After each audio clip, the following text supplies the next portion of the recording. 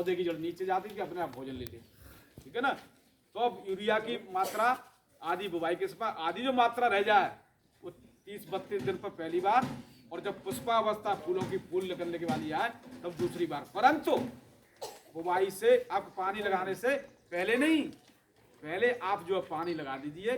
पानी भी ज्यादा नहीं बनना, खेत में बस 2.5 इंची से ज्यादा पानी नहीं, बर्बाद हो रहा है पानी। अभी देख रहे थे भाई साहब गाड़ी धो रहे थे, कितना पानी फैला। ये जल जीवन है, आने वाले समय जो है पानी नहीं मिलने वाला शुद्ध। खराब पानी खूब समुद्रों में मिलेगा, और शुद्ध पानी के लिए हम करेंगे। एक जमाना था जब हम बचपन में थे, कल्पना नहीं कर सकते थे कि कभी बोतल में पानी बिकेगा। आज आप पानी आओ, लोग पानी नहीं पीते घर का, क्योंकि अब तो बोतल वाला पानी पी रहा है, ठीक है ना। ये सब चीजें धीरे धीरे आप देख रहे हैं क्या बदल रहा है। तो कहने का तात्पर्य, जब आप पहले पानी लगाएंगे खेत में ओट आ जाएगी, जब खेत आपका पैर सहने लगेगा उसके बाद यूरिया डालेंगे, तो यूरिया की 100% मात्रा आपके पौधे ग्रहण करेंगे, लेंगे, बिल्कुल बर्बाद नहीं जाएगा। समझाया? सरकार भी सजग है। सरकार ने क्या किया, तुम डाल तो मैं पात। सरकार कहाँ से पैसा लाएगी, आपका ही तो पैसा है।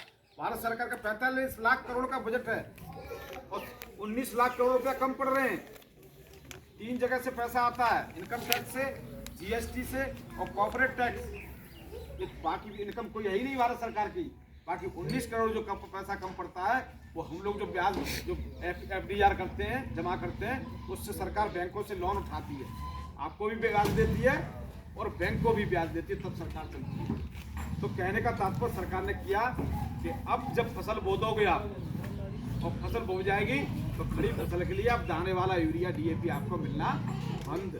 अब क्या हो गया, अब नैनो यूरिया आ गया, नैनो DAP आ गया।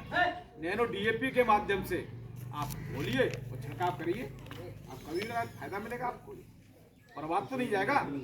तो ये बर्बादी का जो गुलिस्तान हम लिख रहे हैं वो अपने आप लिख रहे हैं। फिर हम कहते हैं बहुत किसान बहुत होशियार है, हम कुछ नहीं, हमारा काम सिर्फ इतना है, कृषि विज्ञान केंद्र के हम लोग वैज्ञानिक, हम आपके बीच के, हम किसान के बेटे हैं। और किसान हमारे पिताजी ने करके सबसे ज्यादा पहले किसान के बेटे एग्रीकल्चर पढ़ते थे। अब तो लड़कियां आ गई 60%, 50%, आधी लड़कियां हो गई, शहरों की लड़कियां आ गई। जो मेडिकल में उनकी तैयारी कर रही है वो एग्रीकल्चर पढ़ रही हैं, वहाँ एडमिशन नहीं होता, इधर आ जाती हैं। तो कहने का तात्पर्य है, किसान कुछ छोटी छोटी जो कमियां छोड़ रहा है, उन कमियों में सुधार कर ले तो एक तो अपना उत्पादन बढ़ाएगा 15 से 20-30% तक, और आम जो खर्चा है खर्चे में भी 20-25% की कटौती कर देगा। उत्पादन उतना ही होना है। यदि 1 रुपया लगा के हमें 2 रुपये मिलते हैं तो हमारी आमदनी कितनी हुई, 1 रुपया। यदि हम 75 पैसे लगा के 2 रुपये कमा रहे हैं तो हमारी आमदनी कितनी हुई, 1.25 रुपया। कुछ नहीं बदला, सिर्फ हमारा जो अनाधिकृत रूप से, अनावश्यक रूप से जो हम खर्चा कर रहे हैं वो खर्चा हमने मिनिमाइज कर लिया। कटौती कैसे करी, ज्ञान से, विज्ञान से, ऐसे ही नहीं, ज्ञान और विज्ञान का सहारा लेके हमने कटौती की कि हम क्या क्या कमियां कर रहे थे, उन कमियों में सुधार करते थे। तो ये चीज़ हमें करना है, प्राकृतिक कृषि हमें अपनानी है।